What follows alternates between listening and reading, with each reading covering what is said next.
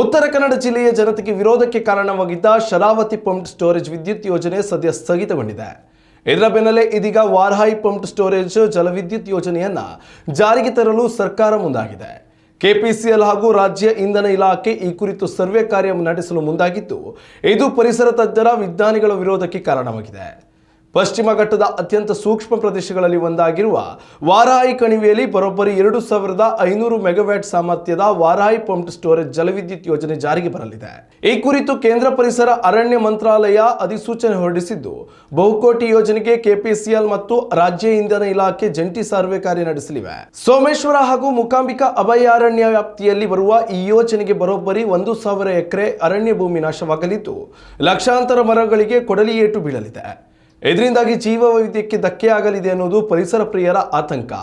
ಉಡುಪಿ ಜಿಲ್ಲೆಯ ಕುಂದಾಪುರ, ಶಿವಮೊಗ್ಗ ಜಿಲ್ಲೆಯ ಹೊಸನಗರ ಮತ್ತು ತೀರ್ಥಹಳ್ಳಿ ತಾಲೂಕಿನ ಗಡಿಭಾಗಗಳಲ್ಲಿ ವಾರಾಹಿ ಪಂಪ್ ಸ್ಟೋರೇಜ್ ಜಲವಿದ್ಯುತ್ ಯೋಜನೆ ಸಾಕಾರಗೊಳ್ಳಲಿದೆ. ಮಾಣಿ ಜಲಾಶಯದ ನೀರನ್ನು ಬಳಸಿ ವಿದ್ಯುತ್ ಉತ್ಪಾದನೆ ಮಾಡುವ ಗುರಿ ಹೊಂದಲಾಗಿದ್ದು, ಹೊಸ ಜಲಾಶಯ ನಿರ್ಮಾಣ ಮಾಡಿ ನೆಲದ ಅಡಿಯಲ್ಲಿ ವಿದ್ಯುತ್ ಕೇಂದ್ರ ನಿರ್ಮಾಣದ ಯೋಜನೆ ಹಾಕಿಕೊಳ್ಳಲಾಗಿದೆ.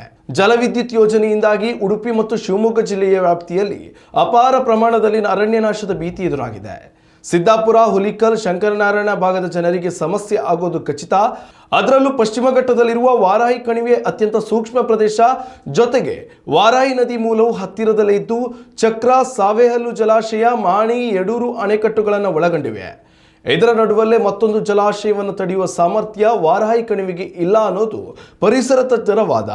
ವಾರಾಹಿ ಕಣಿವೆಯನ್ನು ಈಗಾಗಲೇ ಭೂಕಂಪ ಸೂಕ್ಷ್ಮ ವಲಯ ಪಟ್ಟಿಗೆ ಸೇರ್ಪಡೆ ಮಾಡಲಾಗಿದ್ದು, ಸಂಭಾವ್ಯ ಭೂಕುಸಿತ ಪ್ರದೇಶದ ಪಟ್ಟಿಯಲ್ಲಿದೆ. ಇದೇ ಸ್ಥಳದಲ್ಲಿ ಮತ್ತೊಂದು ಜಲಾಶಯ ನಿರ್ಮಾಣ ಮಾಡಿದ್ರೆ ಅದನ್ನು ತಡೆಯುವ ಸಾಮರ್ಥ್ಯ ವಾರಾಹಿ ಕಣಿವೆ ಇಲ್ಲ. ಸರ್ಕಾರ ಯೋಜನೆಯನ್ನು ಕಾರ್ಯಗತಗೊಳಿಸಿದ್ದೇ ಆದರೆ ಉಗ್ರ ಹೋರಾಟ ಎಚ್ಚರಿಕೆ ಕೇಳಿಬಂದಿದೆ. ಉತ್ತಮ ಸಂಸ್ಕಾರಯುತ ಶಿಕ್ಷಣದೊಂದಿಗೆ VSS English medium CBSE school, Udupi, Muddur.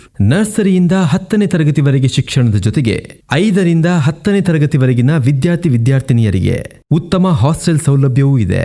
ನಿಮ್ಮ ಮಕ್ಕಳ ಪ್ರವೇಶಾತಿಗಾಗಿ ಈ ಸಂಖ್ಯೆಗೆ ಕರೆ ಮಾಡಿ.